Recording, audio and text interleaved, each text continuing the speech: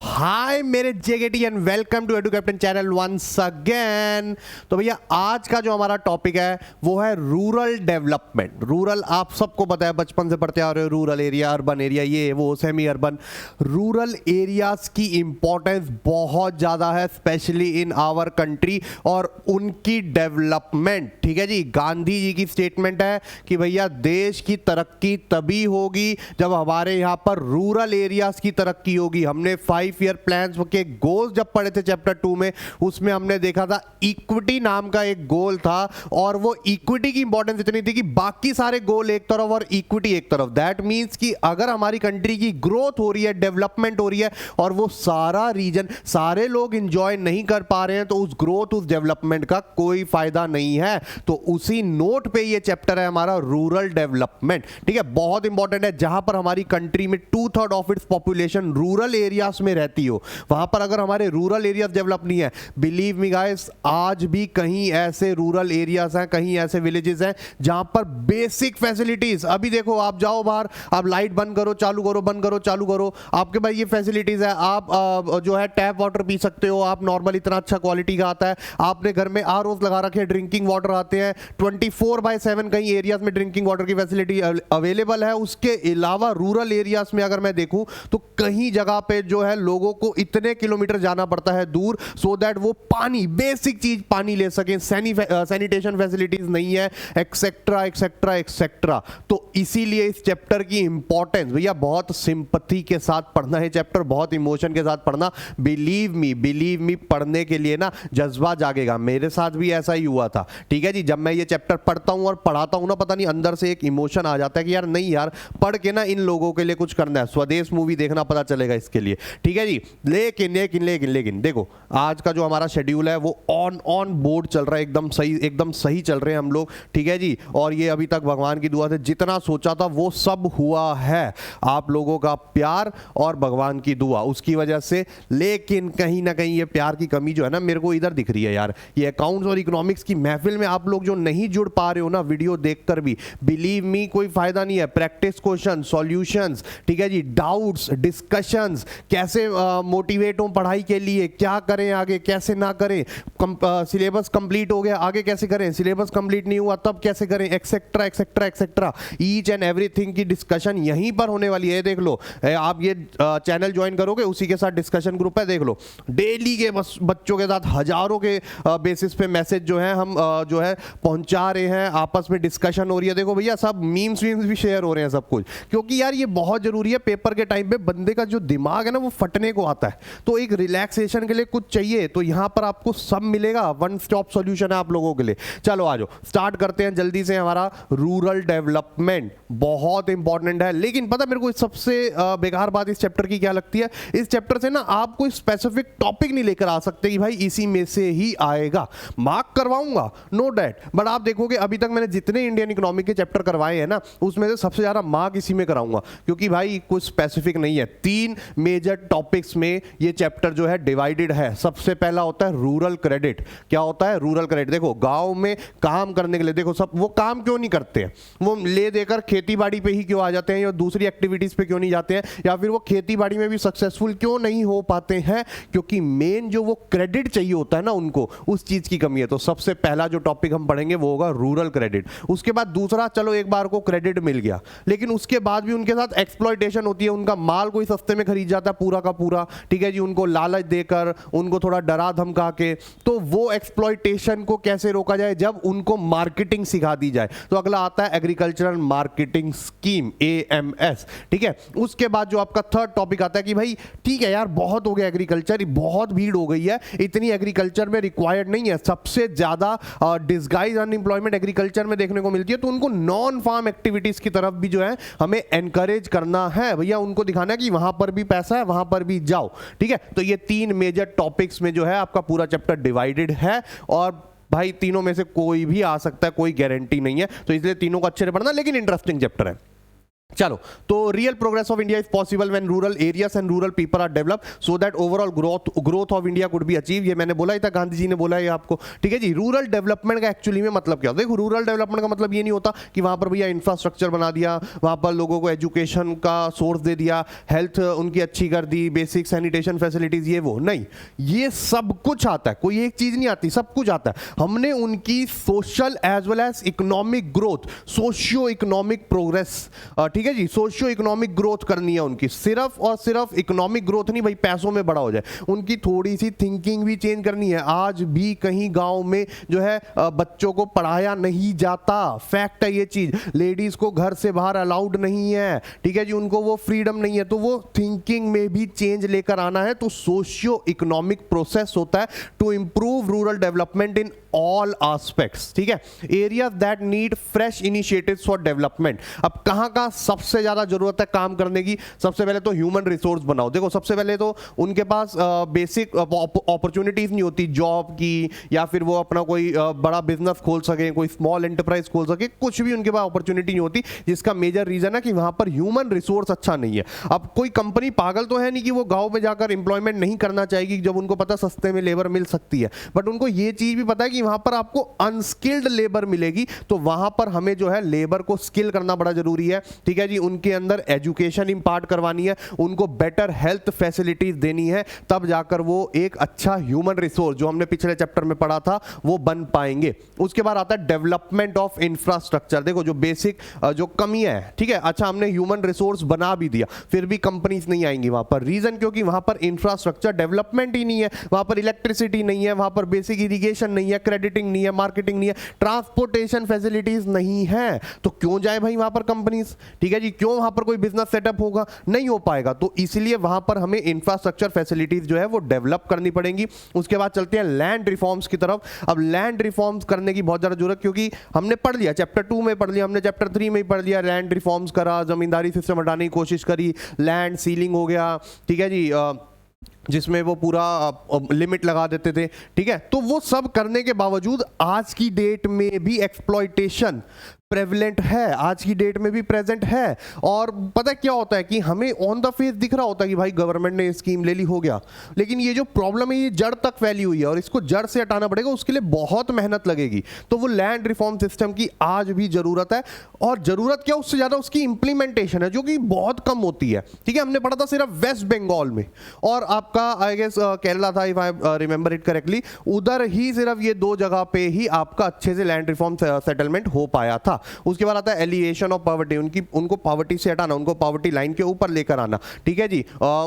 ये कैसे पॉसिबल है? ये सारी ऊपर की चीजों से पॉसिबल है। तो मेन काफी सारी जो है पॉवर्टी स्कीम्स भी चल रही हैं। इवन तो आपके सिलेबस में पॉवर्टी चैप्टर नहीं आ रहा, बट आप ये सीयूईटी में पढ़ोगे और मैं आपको पढ़ाऊंगा अच्छे से, ठीक है जी। सीयूईटी चैप्टर में उसमें आप देखो गवर्नमेंट जो है वेरियस लेवल्स पे जो है पॉवर्टी स्कीम्स निकालती रहती है, पॉवर्टी एलिवेशन स्कीम्स, ठीक है। और वो इंप्लीमेंटेशन, अगेन सारी प्रॉब्लम कहां आती है? इंप्लीमेंटेशन पे। तो उसकी इंप्लीमेंटेशन भी इक्वली इंपॉर्टेंट है। And last one is development of productive resources. वहां पर प्रोडक्टिव रिसोर्सेज पैदा करो, ठीक है। ह्यूमन रिसोर्स तो पढ़ लिया, और रिसोर्सेज, रॉ मटेरियल्स, ये वो एक्सेट्रा, सो दैट जो है कंपनीज वहां जाएं और जॉब अपॉर्चुनिटीज ऑफर करें। वहां पर जॉब मिलेगी लोगों को, उनके हाथ में पैसा आएगा, उनका स्टैंडर्ड ऑफ लिविंग बढ़ेगा, देन ओवरऑल डेवलपमेंट होगी, ठीक है जी। और ये सारे इसमें से कोई एक फैक्टर नहीं, सारे फैक्टर इक्वली इंपॉर्टेंट है, ये बात याद रखना। चलते हैं आज का जो पहला टॉपिक, मैंने 3 टॉपिक बताए थे, तो पहला टॉपिक आ गया आपका रूरल क्रेडिट। क्रेडिट का मतलब क्या होता है? उधार देना,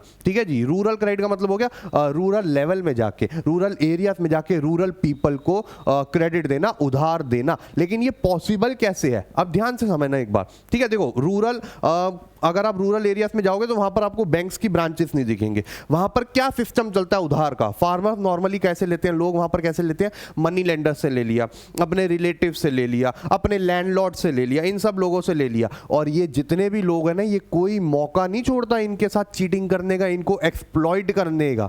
आपने मूवीज में भी देखा होगा, टीवी सीरीज में भी देखा होगा कई बार ऐसा कि यार कोई बंदा मजबूरी में पैसे मांगने आता है, तो उसको पढ़ना लिखना तो आता नहीं है, तो भैया जो है साइन करवा लेते लेते हैं, अंगूठा लगवा लेते हैं जिसमें ना कुछ गलत टर्म लिखी होती है। तो वो एक्सप्लॉयटेशन को दूर करने के लिए गवर्नमेंट को अपने सोर्सेज बनाने पड़े और बनाने चाहिए भी थे, जो अभी हम पढ़ने वाले हैं। तो farmers require credit the most at the time gap between crop sowing and realisation of income is so long. क्योंकि मेन क्रेडिट उनको क्या चाहिए, आज अगर उन्होंने बीज बो दिए तो वो कब जाकर उनके पैसों में कन्वर्ट होगा, पहले वो हार्वेस्ट होगी, ठीक है जी, फिर उसके बाद वो उसको निकालेंगे, फिर वो बेचने जाएंगे मार्केट में, वो बहुत गैप होता है बीच में, उनको अपने खर्चे करने हैं, वो कैसे हो पाएगा, उनके पास कोई अदर सोर्स ऑफ इनकम थोड़ी ना है। Farmers borrow for investment on farming and other family expenses like marriage, death, religious ceremonies etcetera. Farmers take loan for two purposes, दो पर्पस के लिए लोन होता है। एक होता है प्रोडक्टिव, भैया फार्मिंग पे लगा लिया या अदर कोई एक्टिविटी पे लगा लिया।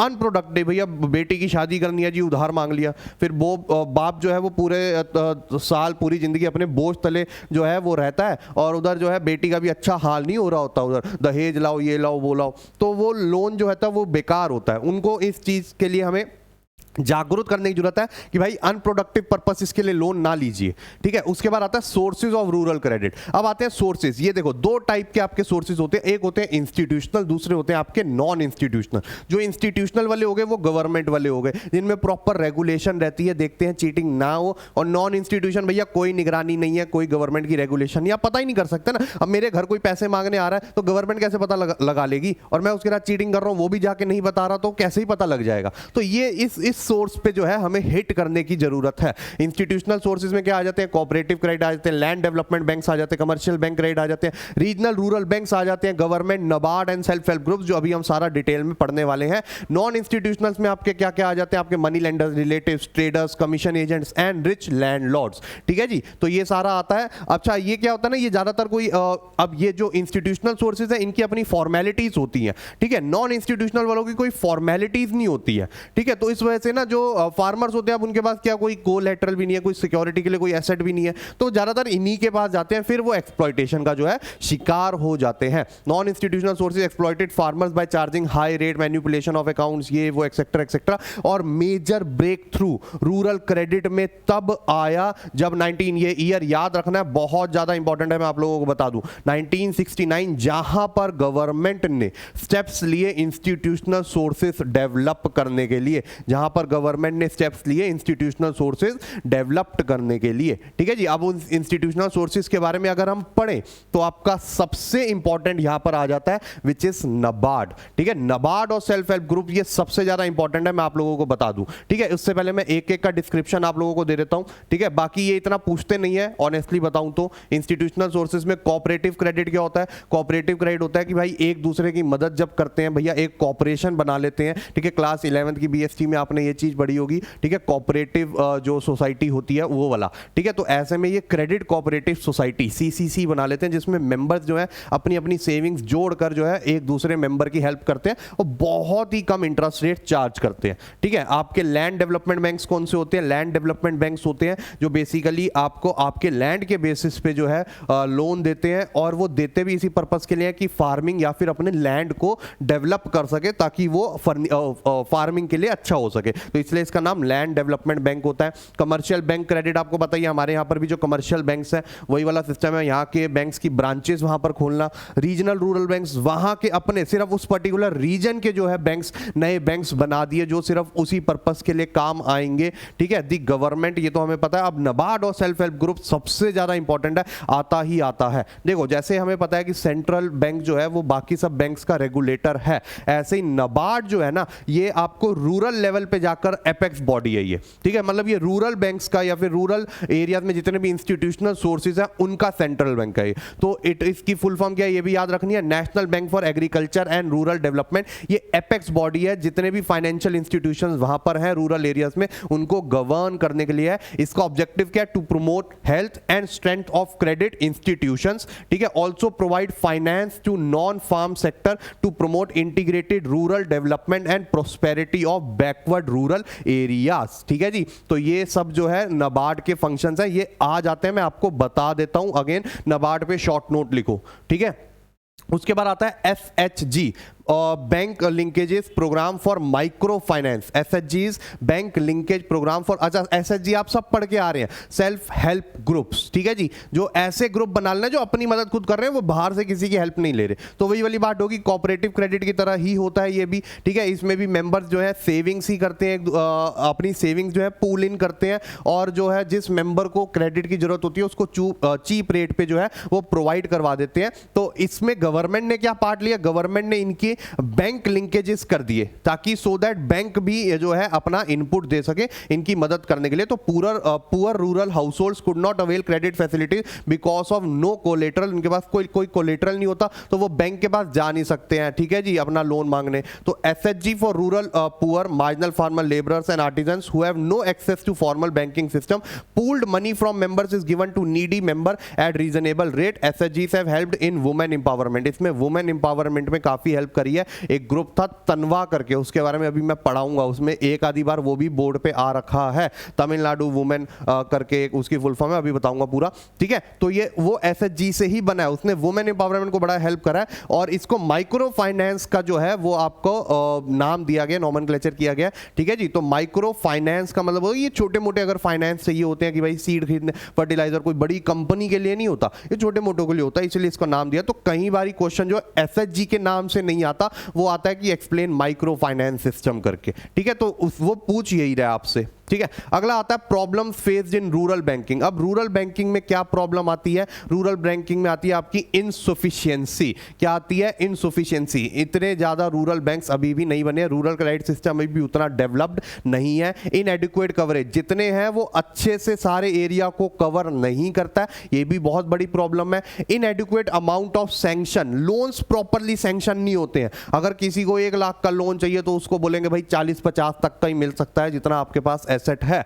तो वो नहीं कर पाएगा अपना पूरा काम ढंग से जब उसको 1 लाख की जरूरत है। लेस अटेंशन टू पुअर और मार्जिनल फार्मर्स, पुअर और मार्जिनल फार्मर्स के पास कोई एसेट तो होता नहीं सिक्योर करवाने के लिए, तो उनके लिए तो वैसे ही दरवाजे बंद होते हैं इस सिस्टम से। ग्रोइंग ओवर ड्यू, अच्छा ये भी बड़ा इशू है, जो लोन ले गए हैं, ठीक है जी, अब वो रीपे नहीं कर रहे हैं। अच्छा चलो, इसमें भी क्या होता है, 2 कैटेगरी के लोग होते हैं। एक होता है कि जिनकी चलो कैपेसिटी नहीं है, उनकी फसल सही से नहीं उगी है, या उनके पास इनकम नहीं आई इस बारी, तो वो तो समझ आता है। लेकिन उनकी आड़ में जिनकी कैपेसिटी भी है ना पे करने की, ठीक है, वो भी पे नहीं करते कि भैया हम तो फार्मर्स हैं, जब उनका माफ कर दिया तो हमारा भी कर देंगे, तो वो गलत होता है, जो कि हमारी इकोनॉमी को ही हिट करता है। तो उस वजह से जो है हमारा जो रूरल बैंकिंग सिस्टम है वो खराब होता जा रहा है, डेलिबरेटली नॉट पेइंग लोन्स। अब बात करते हैं तनवा, जो मैंने बोला था, तमिलनाडु वुमेन इन एग्रीकल्चर, ठीक है, train women in latest agriculture technique, ये अपने आपस में एक ग्रुप बना लिया, सेल्फ हेल्प ग्रुप्स, आपस में जो है एग्रीकल्चर सीखा उन्होंने, so that they can participate in family income, ठीक है, वो भी अपना हिस्सा दे पाए।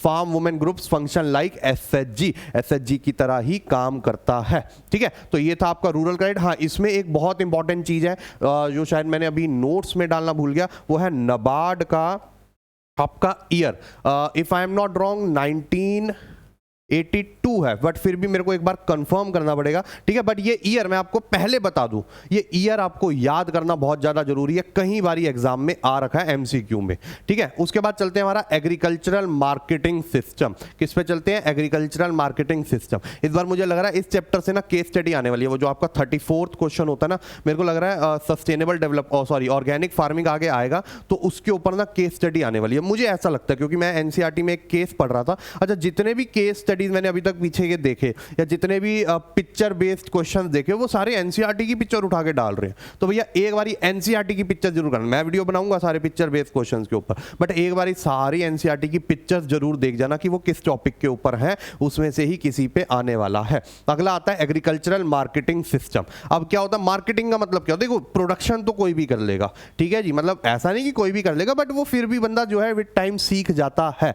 मेन चीज होती है उनको मार्केटिंग सिखाना, सो दैट उनके साथ एक्सप्लॉयटेशन ना हो। अब मैंने कोई बहुत अच्छी चीज बनाई है, ठीक है, कोई बंदा आए, भाई ये बहुत बेकार है, ये भैया इस पे बहुत काम करने की जरूरत है, तू नहीं कर पाएगा, तेरे पास पैसा नहीं है, ये नहीं है, मुझे इतने में बेच दे। अब मेरे में लालच आ जाएगा कि भाई चल कोई यार, मेरी चीज तो वो खराब बोल रहा है, चल इतने तो पैसे देने को तैयार है, अगर नहीं लिए तो भाई काम खराब हो जाएगा, तो ले लेते हैं, हम खत्म करते हैं इसको बात, ठीक है। तो वो जो है मैंने ले लिया, अब वो चीज़ जो है हिट हो गई इतनी ज़्यादा, अब मैं बाद में पछता रहा हूँ। यही चीज़ फार्मर्स के साथ होती है, फार्मर्स को जो है झूठे फासले देकर, झूठी फ्यूचर दिखाकर जो है उनको एक्सप्लॉइट कर लेते हैं। तो इसलिए मार्केटिंग सिस्टम उनके अंदर डेवलप करना बहुत जरूरी है कि कैसे आप जो है मार्केटिंग कर सकते हो। तो it is a process involving assembling, सामान को असेंबल करो, उनको अच्छे से स्टोर करके रखो, प्रोसेस करो, पूरा देखो वही है जो आपने बिजनेस स्टडीज में मार्केटिंग पढ़ा है, सेम वही है।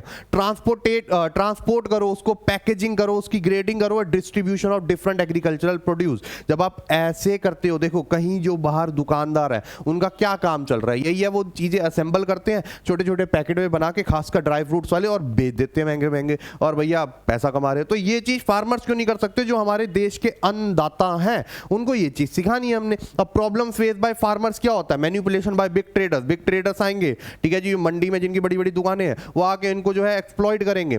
लैक ऑफ मार्केट इन्फॉर्मेशन, इनको मार्केट इन्फॉर्मेशन ही नहीं होती है भैया, कितने की चीज बिकती है, कैसे बिकती है, कैसे कहां स्टोर कर सकते हैं, वो कुछ नहीं है इनको information. Lack of storage facilities, इनके पास कोई स्टोरेज फैसिलिटी नहीं है, और इस वजह से लैक ऑफ स्टोरेज फैसिलिटीज की वजह से 10% of goods are wasted due to lack of farm, lack of storage. ठीक है जी, पूरे कंट्री में एक ईयर में जितना प्रोड्यूस बनता है उसमें 10%, बहुत बड़ी मात्रा है भाई, वो 10% वेस्ट ना होना तो हमारे यहाँ के लोग भूखे ना मरे। वो 10% जो है ना वो खराब हो जाता है due to lack of storage. ठीक है, आज भी कभी मंडी में चले जाना, देखना इतना सारे फ्रूट वेजिटेबल्स जो उन्होंने साइड में फेंके होते हैं वो गल सड़ जाते हैं, वो भैया धूप से, ट्रांसपोर्टेशन से आते आते, या फिर लैक ऑफ स्टोरेज की वजह से, तो वो बहुत बुरा लगता है यार। ठीक है, measures to improve agricultural marketing, अच्छा कैसे कर सकते हैं, रेगुलेटेड मार्केट्स लाकर। रेगुलेटेड मार्केट्स का मतलब है कि भैया मार्केट्स में जो है जो भी ब्रोकर ट्रेडर्स होंगे उनकी प्रॉपर रेगुलेशन होंगी, उन पे रूल्स एंड रेगुलेशन लगाए जाएंगे, उनको प्रॉपर लाइसेंस मिलेगा, रजिस्ट्रेशन होगी उनकी, सो दैट जो है प्रॉपर निगरानी रख सके, उन पे रेगुलेशन रख सके और फार्मर्स के साथ चीटिंग ना हो। ठीक है, अभी भी हमें 27,000 रूरल पीरियोडिक मार्केट्स लाने की जरूरत है मार्केट में। ठीक है जी, उसके बाद आता है इंफ्रास्ट्रक्चर फैसिलिटीज, प्रॉपर रोड्स जो है बना सके हम, प्रॉपर वेयर हाउसेज उनके लिए बना सके, सो दैट जो है वो प्रॉपर स्टोर कर सके फार्मर्स अपना सामान। अब देखो एक वेयर हाउस खरीदना जो है वो बहुत महंगा पड़ता है, लेकिन अगर वही रेंट में मिलने लग जाए ना चीज, तो फार्मर्स जो है उसमें इनिशिएटिव लेंगे और मार्केटिंग सीखने की कोशिश करेंगे। अभी उनको सबसे ज्यादा एक्सप्लॉयटेशन किस नाम पे होती है कि भाई तुम्हारे पास जगह कहाँ है, स्टोर कहाँ करोगे इतना सारा, मैं तुम्हारे से लेने का तैयार हूं पूरा इस रेट पे। तो मेन तो चीज वो स्टोरेज पे आ जाती है। ठीक है, उसके बाद आता है कोऑपरेटिव मार्केटिंग, उनको एनकरेज करने की जरूरत है कि भैया कोऑपरेटिव मार्केटिंग करो। एक व्हाइट रेवोल्यूशन नाम की चीज हुई थी। ठीक है जी, हमारे टाइम पे ना एक टाइम पे ना सारी हमारी कंट्री में जो है हमारे दूध की क्वालिटी बहुत गिरती जा रही थी, और हमारे यहाँ पर जो है इंडिया में सबसे ज्यादा जो है डेयरी प्रोडक्ट्स या फिर दूध मिलते हैं, क्योंकि यहाँ पर बहुत अच्छे वेराइटी है, बहुत अच्छी क्वांटम है हमारे यहाँ पर काउस की और गोट्स की, जहाँ जहाँ से हम जो है दूध डिराइव कर सकते हैं। तो एक कोऑपरेटिव बनाया गया था जिसमें क्या है, सारे जितने भी ये मिल्क प्रोड्यूसर्स हैं वो अपना अपना मिल्क जो है वो पूल इन करेंगे, इकट्ठा करेंगे और उसको बेचेंगे। ठीक है जी, और अच्छी क्वालिटी से क्वालिटी बनाने का सोचेंगे, सो दैट एक कलेक्टिव बार्गेनिंग कर सके। और उसी की वजह से हमारे यहाँ पर व्हाइट रेवोल्यूशन का नाम दिया गया इसको। हमारे यहाँ पर व्हाइट रेवोल्यूशन है, मिल्क की प्रोडक्शन और क्वालिटी बहुत ज्यादा बढ़ गई थी, which was possible only with the help of cooperative marketing. जब सबने आपस में जो है मिल के काम किया, यही चीज हमें फार्मिंग में लाने की जरूरत है। ठीक है, ये स्टार्टिंग हुई थी आपकी गुजरात से, इसी के अंडर एक कंपनी बड़ी थी, वर्ल्ड फेमस कंपनी है अमूल। ठीक है जी, वो ऐसे ही स्टार्ट हुआ था कोऑपरेटिव का भी। देखना उसकी फुल फॉर्म क्या है, आनंद मिल्क यूनियन लिमिटेड, क्योंकि वो कोऑपरेटिव से ही स्टार्ट हुई थी। ठीक है, उसके बाद आता है प्रॉब्लम्स भी होती हैं कुछ कोऑपरेटिव में, जैसे कि भैया इनएडिक्वेट फार्मर मेंबर्स, कुछ फार्मर्स जो है इंटरेस्टेड ही नहीं होते, इनएडिक्वेट। तो अगर कुछ ज्यादा नंबर ऑफ मेंबर्स होंगे तभी कोऑपरेटिव सक्सेसफुल हो पाती है। ठीक है, lack of appropriate link between marketing and processive cooperative. अब सब में सारे ही फार्मर्स है तो किसी को ही मार्केटिंग नहीं आती, तो इतना बड़ा ग्रुप बनाकर भी कोई फायदा नहीं। इसमें कम से कम कोई कुछ बंदे ऐसे होने चाहिए जिनको मार्केटिंग की नॉलेज हो। ठीक है, एंड इनएफिशिएंट फाइनेंशियल मैनेजमेंट। अब है तो सारे फार्मर्स, उनको कोई फाइनेंशियल मैनेजमेंट नहीं आती, कोई क्रेडिट मैनेजमेंट नहीं आती, कोई एग्रीकल्चरल मार्केटिंग मैनेजमेंट नहीं आती है। तो अल्टीमेटली क्या होता है, अगर आपने ग्रुप ऐसा बना दिया जिसमें किसी को कोई नॉलेज नहीं है, तो फिर वो ग्रुप सक्सेसफुल नहीं हो पाएगा। ठीक है, अब डिफरेंट पॉलिसी इंस्ट्रूमेंट जो है गवर्नमेंट अपने लेवल पे उतारती है, वो क्या क्या है। सबसे पहले बात करते करते हैं एमएसपी, जिसके ऊपर आजकल बहुत कलेश चल रहा है। वो एमएसपी क्या है? Minimum support price. Minimum support price का मतलब है कि भैया फार्मर को उनकी फसल का, उनके जो हार्वेस्ट का इतना तो मिलेगा ही, गवर्नमेंट उनसे खरीद लेती है। तो MSP on product like wheat, rice, maize, cotton, sugarcane, pulses etcetera offer price at which government is willing to buy any amount of grains from farmers. ठीक है, तो ये तो क्या है ना, उनको एक लिमिटेड, उनसे उनको एक्सप्लॉयटेशन से बचाएगा। उसके बाद आता है मेंटेनेंस ऑफ बफर स्टॉक। अब बफर स्टॉक बनाते हैं सो दैट जो है इकोनॉमी में प्राइसेस ज्यादा फ्लक्चुएट ना करें, खासकर एसेंशियल कमोडिटीज के, और पुअर लोगों की हेल्प हो सके उससे। तो इन years of surplus production and use during shortage, जिस ईयर में सरप्लस प्रोडक्शन हुई है उसमें गवर्नमेंट लेकर स्टोर कर लेती है, और जिस ईयर में शॉर्टेज होगी उसमें वो जो है सप्लाई करती है उसमें से। ठीक है, और ये बनाता कौन है? Food corporation of India. उसके बाद आता है पीडीएस, पब्लिक डिस्ट्रीब्यूशन सिस्टम, जो राशन सिस्टम भी होता है। ठीक है, सो दैट वो वीकर सेक्शन ऑफ सोसाइटी को जो है अपने वो बफर स्टॉक में से ही जो है सस्ते में वो प्रोवाइड करा सके essential commodities. Despite after this agriculture market still dominate by private traders and only 10% of agriculture is handled by government and cooperative agency. मैंने क्या बोला, सारी गेम जो है, प्रॉब्लम जो है इंप्लीमेंटेशन पे आके रुक जाती है। अब पेपर पे, ठीक है, हमारी लाइफ में भी ऐसा होता है, पेपर पे या सोचते तो हम बहुत कुछ है, ठीक है जी, हम सोचते तो भैया समुद्र भर है, ठीक है, करने की चाह हम बाल्टी भर रखते हैं और एक्चुअली में करते चम्मच भर रहे हैं।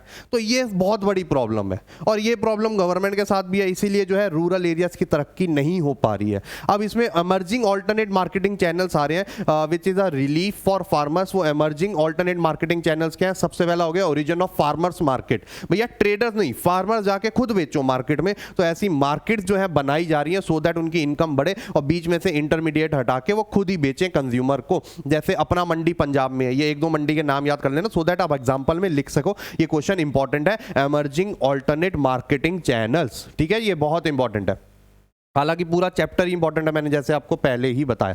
ठीक है, या फिर उसके बाद हदस्पर इन मंडी इन पुणे हो गया, राइट टू बाजार इन आंध्र प्रदेश हो गया, उजवर सैंडीस इन तमिलनाडु हो गया। तो ये सारे जो है फार्मर्स मार्केट है, इसमें ट्रेडर्स नहीं होते, फार्मर्स खुद जाकर बेचते हैं, तो वो इंटरमीडिएट हट जाता है बीच में से, तो उनको ज्यादा पैसा मिलता है। दूसरा आता है alliance with national multinational company. कई ऐसी कंपनियां जो बड़े बड़े फूड चेन्स हैं, ठीक है, रेस्टोरेंट चेन्स हैं, या फिर ये आपके ग्रोफर्स और ये बिग बास्केट, ये सब ये क्या करते हैं, आजकल क्या सिस्टम चल रहा है कि ये खुद फार्मर्स के पास जाते हैं और उनको बोलते हैं, ठीक है, प्रोडक्शन से पहले जब वो सारा प्रोसेस स्टार्ट होने जा रहा होता है, उनको बोलते हैं कि भाई ये लो पैसा, हमें ना इस क्वालिटी के ये टमाटर चाहिए। अब जैसे किसान एक कंपनी है, वो टोमेटो सॉस बनाती है, तो वो चाहती है कि मेरी टोमेटो सॉस वर्ल्ड में सबसे बेस्ट हो, तो उसके लिए उसको अच्छे टमाटर चाहिए होंगे ना मेरी जान। तो वो क्या करेंगे, फार्मर्स के पास जाएंगे, उनको बोलेंगे ये लो पैसे, भैया हमें इस क्वालिटी का जो है टमाटर आप ग्रो करके दो, हम सारा खरीद लेंगे, एडवांस ये लो। अब उसमें फार्मर की हेल्प हो जाती है, उसको एडवांस मिल जाता है, उसको पहले से ऑर्डर मिल गया भैया, प्री प्रोडक्शन ऑर्डर। मोबाइल के होते हैं ना जैसे भैया प्री लॉन्च ऑर्डर, वैसे वाला प्री प्रोडक्शन ऑर्डर वाला सीन हो गया इसमें। ठीक है, entering in contracts encourage farmers to cultivate of a desired vegetables and fruits of desired quality, और उनको वो इनपुट्स और एडवांस भी दे देते हैं, जिससे फार्मर्स की जो है बड़ी हेल्प होती है। ठीक है, तो ये एमर्जिंग चैनल्स हैं, बहुत आजकल जो है प्रेवलेंट है और काफी हेल्प हो रही है इनसे फार्मर्स की। अगला आता है डाइवर्सिफिकेशन ऑफ एग्रीकल्चरल एक्टिविटीज। भैया फार्मर्स को जो है थोड़ा एग्रीकल्चर से, फार्मिंग से हटा के नॉन फार्म एक्टिविटीज की तरफ जागरूक करो, एनकरेज करो, उनको रियलाइज करवाओ भाई ये फार्मिंग जो आप कर रहे हो, आप 10 बंदे लगे हो, ये 5-4 में हो जाएगा काम, ये बाकी की जो 5-4 है आप दूसरी एक्टिविटीज में जो है पार्टिसिपेट करो, सो that overall family income group बढ़े, फैमिली इनकम बढ़े।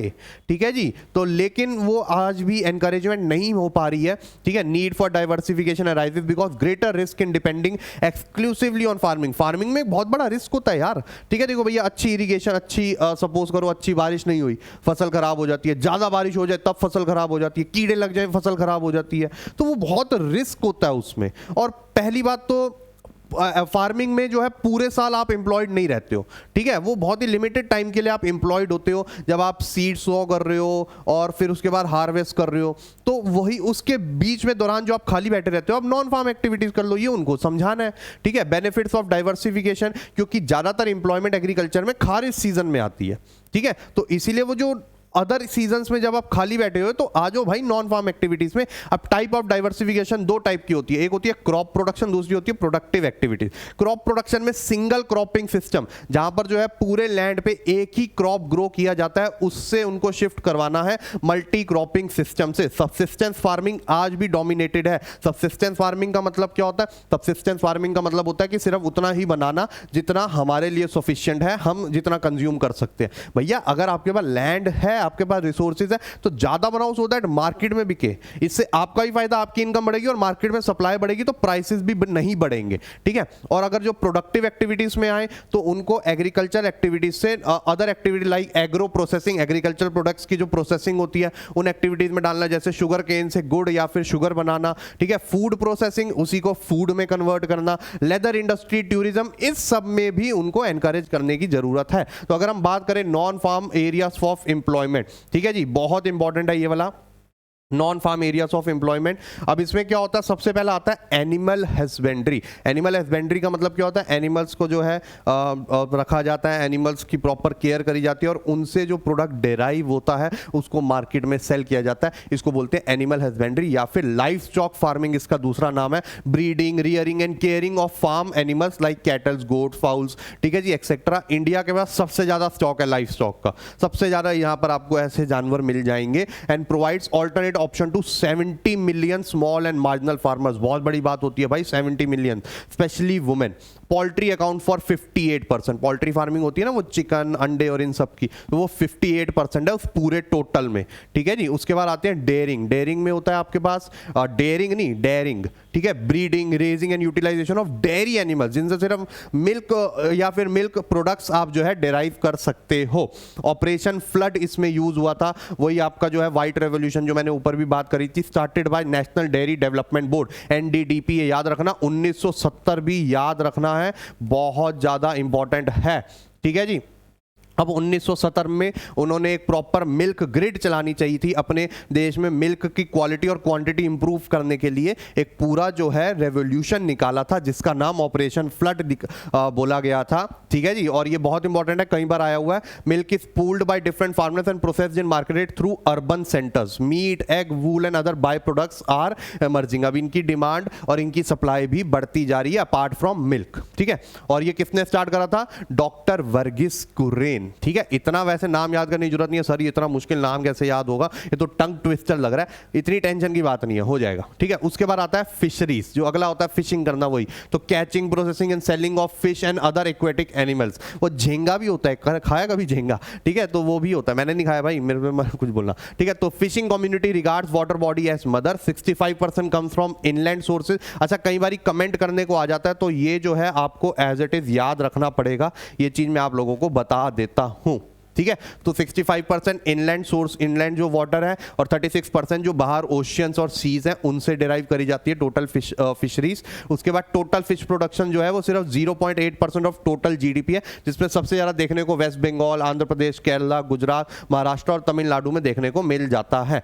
प्रॉब्लम्स इन फिशिंग क्या है? एक तो ना अनएम्प्लॉयमेंट बहुत है इसमें, ठीक है, सॉरी अंडर एम्प्लॉयमेंट बहुत है इसमें, बहुत कम लोग इसमें एम्प्लॉयड हैं। जहां पर जो है जिस स्टेट में वाटर बॉडी है आसपास सिर्फ वहीं एम्प्लॉयड है, और वहां पर भी कम एम्प्लॉयड है। लो पर कैपिटल अर्निंग, इसमें पर पर्सन जो इनकम होती है बहुत लो होती है। हमारे यहाँ पर मे बी फिश बड़ी महंगी बिक रही हो, लेकिन अगर आप ऐसी जगहों पर जाओगे जहां पर फिशिंग होती है, फिशरीज होती है, जहां पर वाटर बॉडीज अवेलेबल है, वहां पर बहुत सस्ती मिलती है। Absence of labour and high illiteracy rate, ठीक है, लेबर इतनी अवेलेबल नहीं है, इलिटरेसी रेट बहुत है, उनको मार्केट इंफॉर्मेशन नहीं है एक्सेट्रा, और इनडेटनेस बढ़ती जा रही है, लोन में बहुत आते जा रहे हैं ये लोग, क्योंकि उसके लिए प्रॉपर आपको पास टूल्स चाहिए ना फिशिंग करने के लिए भी, ठीक है। उसके बाद चलते हैं हॉर्टिकल्चर पे, ठीक है जी। हॉर्टिकल्चर में क्या होता है? प्लांट्स, ठीक है जी, क्रॉप्स, और इन सब से जो है apart from fruits and vegetables, उसके अलावा जो आप अदर चीजें भैया, परफ्यूम्स इनसे बनते हैं, आयुर्वेदिक मेडिसिन इनसे बनती हैं, ठीक है। तो ये चीजें भी आप जो है इनसे डेराइव करो। तो साइंस और art of cultivating fruit, vegetables, tuber crops, flowers, medicinal and aromatic plants, spices, India जो है लार्जेस्ट प्रोड्यूसर है स्पाइसेस का, and plantation crops contribute contributes 6% of GDP and 1/3 of total value of agriculture output. India is second largest in producing vegetables and fruits. The rapid growth in production of the horticulture crops such as fruits and vegetables, tuber crops, flowers, etc. is known as golden revolution. हमारे country में golden revolution भी आया था. Golden revolution दो चीज़ों के लिए known है. एक है कि भैया हनी, ठीक है, हनी बी से जो हम हनी डेराइव करते हैं तो उसकी प्रोडक्शन बहुत बड़ी थी, और दूसरा हॉर्टिकल्चर पे जो है काफ़ी ज़्यादा फोकस हुआ था. Last year picture based question आया था इस पे, ठीक है जी. और लास्ट ईयर आया था वो ऐसा था कि लेडीज खड़ी हुई थी, वो हनी डेराइव कर रही थी. कभी देखना वो ऐसे एक ऐसा कार्डबोर्ड सा होता है, उस पर बड़ी सारी बी होती है, तो ऐसे प्रॉपर ना उनसे ऐसे हनी निकाला जाता है, ठीक है जी. तो वो उसके रिलेटेड था और इससे रिलेटेड था. तो हॉर्टिकल्चर में आता है. Just because honey bee animal husbandry में मत डाल देना, वो हॉर्टिकल्चर में आता है. उसके बाद आता है flowers harvesting, nursery maintenance, hybrid seed production and tissue culture, propagation of fruits and flowers and food processing. बहुत इंपॉर्टेंट ये इंडस्ट्री है. आप लोगों के घर में भी, आप लोगों को या आप लोगों के पेरेंट्स को या भाई बहन को किसी को तो शौक होगा भाई वो गार्डनिंग करने का, तो छत पे या अपने गार्डन में ऐसा कर लेते हैं और बहुत अच्छा भी लगता है. उसके बाद आता है इंफॉर्मेशन टेक्नोलॉजी. अब आईटी सेक्टर भी बहुत इंपॉर्टेंट रोल प्ले कर सकता है रूरल डेवलपमेंट में. कैसे? देखो भैया, आप आईटी, कंप्यूटर्स एंड टेलीकम्युनिकेशन की हेल्प से है जो डाटा स्टोर कर सकते हो. इंफॉर्मेशन जो है आज की डेट में देखो क्या हो गया, एआई आ गया, आर्टिफिशियल इंटेलिजेंस, तो वो पहले ही बता देगा भाई आने वाले उसमें किस चीज़ की डिमांड हो सकती है, ठीक है, आने वाला वो सीजन कैसा हो सकता है, एग्रीकल्चर किस चीज़ की फार्मिंग अच्छी रहेगी, ये वो. तो ये जो है रूरल पीपल्स को, फार्मर्स को बहुत ज़्यादा हेल्प करेगा. Government can sea food insecurity areas, circulate information regulated regarding emerging technologies and employment generation in rural areas. देखो हम जो मैंने क्या बोला, आपके घर में भी किसी को शौक हो सकता है, तो वो क्या करते हैं, यूट्यूब पे ही तो देखते रहते हैं कि भाई इसको हम कैसे जो है इंप्रूव कर सकते हैं, यहाँ पर ये फ्लावर खराब हो रहा है, इसमें ये कैसे ग्रो करें. तो यही चीज़ अगर सपोज करो बड़े लेवल पे जो है हम अपने फार्मर्स को सिखा दें तो उनको कितनी हेल्प हो जाएगी, ठीक है. और साथ में एक जो है प्रोग्राम और चला रखा है गवर्नमेंट ने, जिसको बोलते हैं सांसद आदर्श ग्राम योजना. इस पे लास्ट ईयर आपका जो है वो आया था, केस स्टडी आई थी पूरी ऑन अक्टूबर 24, 2014, जिसमें क्या है, हर एक एमपी जो है एक विलेज आइडेंटिफाई करेगा और उसको डेवलप करेगा. लेकिन वो विलेज उसका अपना नहीं होना चाहिए, ठीक है, अपनी कॉन्स्टिट्यूएंसी से होने चाहिए, लेकिन जिस विलेज को वो बिलोंग करता है वो वाला नहीं होना चाहिए, ठीक है जी. उसके बाद आता है sustainable development and organic farming. तो ऑर्गेनिक फार्मिंग के बारे में हमने इसमें ज्यादा पढ़ना है. सस्टेनेबल डेवलपमेंट तो एनवायरमेंट वाले चैप्टर में पढ़ ही लेंगे. ऑर्गेनिक फार्मिंग का मतलब क्या होता है, ऑर्गेनिक है ये चीज, बोलते हैं ना यार हम, तो ऑर्गेनिक का मतलब है कि ये केमिकल फ्री है, ठीक है. इसमें इस चीज की प्रोडक्शन में केमिकल्स, फर्टिलाइजर और इन सब का यूज नहीं हुआ, नेचुरल इनपुट्स का यूज हुआ है. काउ डंग्स और इन सब में जो क्वालिटीज होती है ना to act as a pesticide and fertiliser, उन सब का यूज हुआ है. तो organic farming relies on techniques such as crop rotation, green manure, compost and biological pest control for producing safe and healthy food. और इसके फायदे क्या है, इकोनॉमिकल है. देखो फर्टिलाइजर तो ये सब खरीदने में पैसा लगता है, ये क्या है भैया, अपने घर की गाय बकरी उन्हीं के गोबर उठा उठा के डाल दिए, जो एज अ फर्टिलाइजर काम करेगा, उससे उपले बनाए, ये वो etcetera. Generate income through exports. बाहर बहुत डिमांड हो रही है ऑर्गेनिक फार्मिंग की. हेल्दी फूड है, केमिकल फ्री है. सोर्स ऑफ एम्प्लॉयमेंट है, क्योंकि इसमें जो है मेहनत ज़्यादा लगती है, इसमें मशीन्स का काम ज़्यादा नहीं है, तो वो जो डिस्गाइज अनएम्प्लॉयमेंट वाला पार्ट है वो भी हमारा खत्म होता जाएगा. एंड एनवायरमेंट भी सेफ रहता है, सॉइल की फर्टिलिटी भी मेंटेन रहती है. चैलेंजेस क्या भैया, लेस पॉपुलर है, ठीक है, इतना ज़्यादा पॉपुलर नहीं है, आधे लोगों को पता ही नहीं है. Lack of infrastructure and marketing facilities. Proper marketing facilities नहीं है जहाँ पर हम ऑर्गेनिक फूड को अच्छे से बेच सके, ठीक है. इंफ्रास्ट्रक्चर इतने अच्छे नहीं है. लो यील्ड, जो पर एरिया जो यील्ड जो आउटपुट मिलता है ना, एक तो टाइम बड़ा लगाता है और दूसरा कम मिलता है. Shorter food life shelf life भी बड़ी शॉर्टर होती है इसकी, और लिमिटेड चॉइस ऑफ क्रॉप्स ही आप ग्रो कर सकते हो. तो ये मेजर इशू ऑर्गेनिक फार्मिंग में आता है. बट स्टिल फार्मर्स को ऑर्गेनिक फार्मिंग की तरफ एनकरेज करना बहुत इंपॉर्टेंट है, क्योंकि इसकी डिमांड विद टाइम बढ़ती जा रही है, ठीक है. तो ये था आपका पूरा रूरल डेवलपमेंट चैप्टर. अच्छा, एवोल्यूशन ऑफ रूरल डेवलपमेंट पे आए तो स्ट्रेस ऑन डाइवर्सिफिकेशन डालना बड़ा जरूरी है आज की डेट में. रूरल एंड अर्बन की लिंकेज करना, अच्छी रोड्स, अच्छी ट्रांसपोर्टेशन फैसिलिटीज होना, क्योंकि रूरल एरियाज में जो भी प्रोड्यूस होगा बिकेगा. मेन तो अर्बन एरियाज में ना, बेटर फैसिलिटीज उन्हें प्रोवाइड कराना. And more emphasis on sustainable development, ठीक है जी. अब जल्दी से जाइए और प्रैक्टिस क्वेश्चंस पे लग जाइए. ये सारे प्रैक्टिस क्वेश्चन प्रीवियस ईयर के, और ले देकर जो है मैंने देखे इतने सारे पेपर, और सब में क्वेश्चन जो है वो रिपीट ही हो रहे हैं, ठीक है. तो मेक श्योर इनकी बहुत अच्छे से आप लोगों को प्रैक्टिस करनी है. सॉल्यूशंस भी बहुत जल्द मैं अपने टेलीग्राम चैनल पे जो है डालने वाला हूं. तो मेक श्योर आप अपने अपने आंसर्स के साथ तैयार रहो। मेरे सॉल्यूशंस तैयार हो रहे हैं, वर्क इन प्रोग्रेस है, सो दैट जल्दी से मैच कर सको और एनालाइज कर सको कौन सा चैप्टर अच्छा है, कौन सा चैप्टर आपका अभी वीक है। ठीक है, तो हम आपको मिलते हैं नेक्स्ट वीडियो में। तब तक के लिए bye bye, take care and have fun.